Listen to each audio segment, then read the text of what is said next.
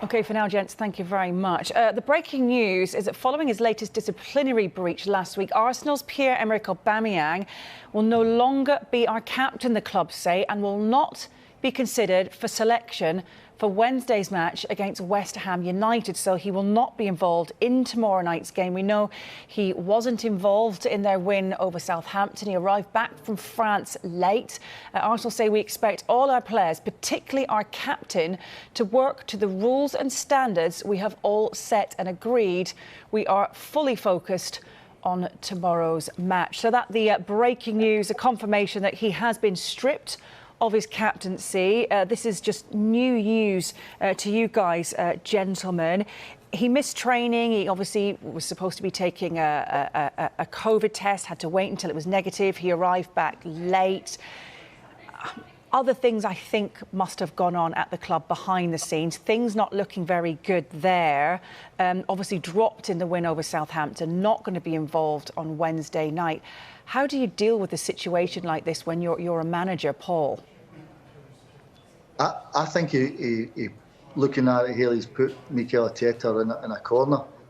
If you bow to players like that, I think it can kill the dressing room. It really can. Paul will tell you, he's been in a dressing room as well. If you allow that to happen, then I think you're in trouble as a manager. You're in trouble with the rest of the group. And he's not performing, that's for sure. He's not performing either, which maybe make that a little bit easier. And I think when you're a captain of Arsenal or whatever big club you're at, you've got a duty, a responsibility to try and lead by example. And if he's done that, being late, other players might think that's acceptable.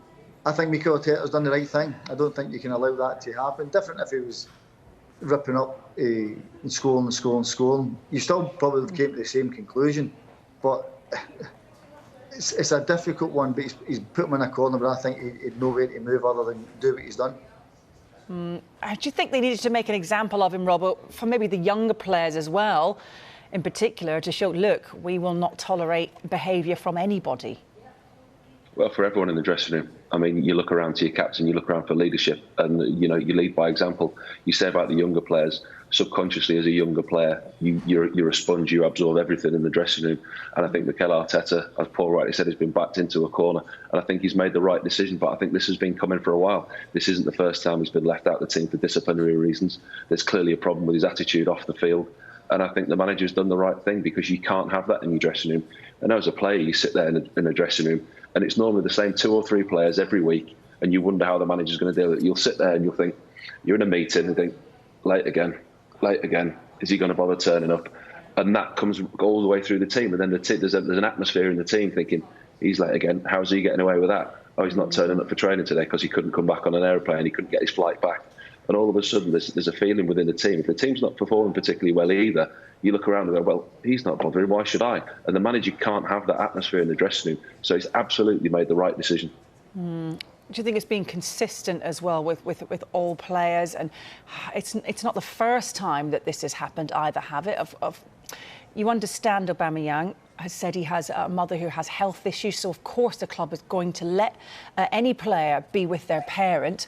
It's happened a few times, and when they gave him very strict instructions as to how he was going to get back, how he was going to stay safe, he again went against the club. How difficult is that when you're trying to manage a player, the sensitivities of this situation, but as a manager, you want to try and get the best out of your player and have that relationship with him as well, Paul?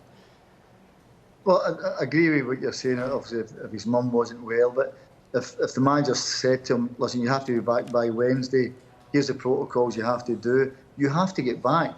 I mean, whether the lads fly private jet, I'm pretty sure a private jet wouldn't be late, that's for sure. So you can actually get there in time, but he seems to have pushed it to the limit and thought, well, I'm going to see if I can step over the line here. But again, I'll say it again, when you allow that to happen, it affects everybody else, and then they might think they can do it, and that's no good for the team. It's no good for the other guys, the young guys, even for the experienced guys. I mean, in our day, if that happened, you'd probably have a word with him and say, listen, this is unacceptable. What you're doing, that cannot happen. I mean, I've played with great players, Paul's played with great players, and the great players don't do it. They don't do it. They look after themselves properly, and they do it right. And the top ones certainly look after themselves. But I just find that what he's done, that's not acceptable.